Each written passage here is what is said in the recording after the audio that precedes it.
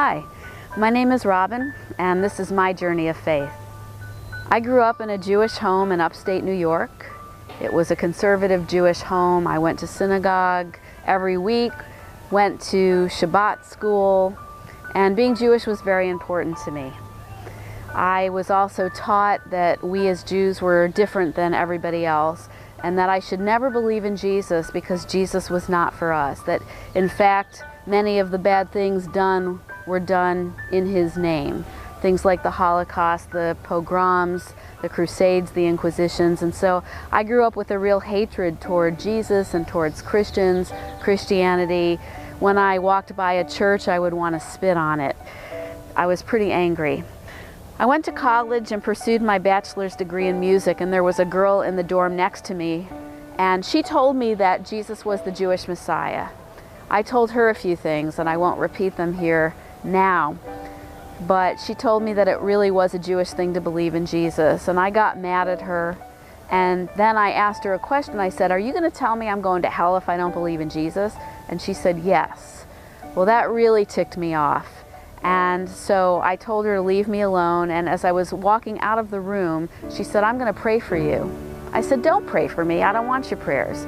And she was just as feisty as I was and said, "I could pray if I want to. It's a free country."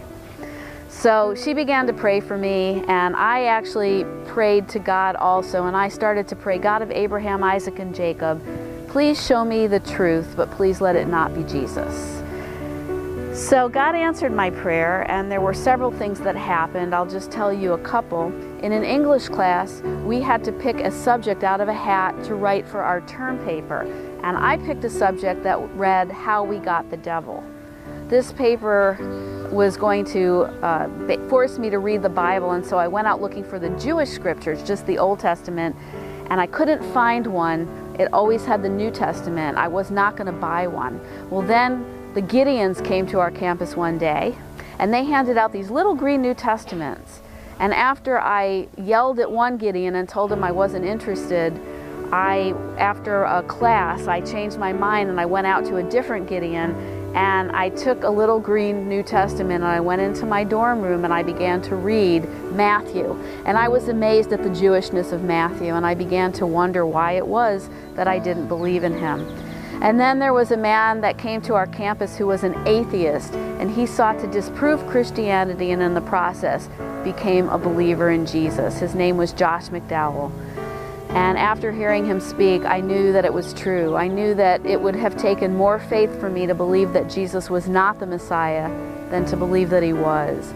And so a few nights after that, I was in my dorm and I talked to that same girl who originally talked to me. And after I knew it was true, about 3 or 4 hours later, I was ready to pray. But it took me a long time to actually say the name of Jesus, because for a Jewish person, sometimes that's not so easy. But I prayed with her to receive Jesus as my Messiah, telling God that I knew that I had done things wrong against him. I believed that Jesus was the one who paid the price for all of those wrong things to make me right with God, and that he died, in fact, for all of those things. He was buried and he rose from the dead. And after I prayed that prayer, I remember waking up the next morning and I was a different person.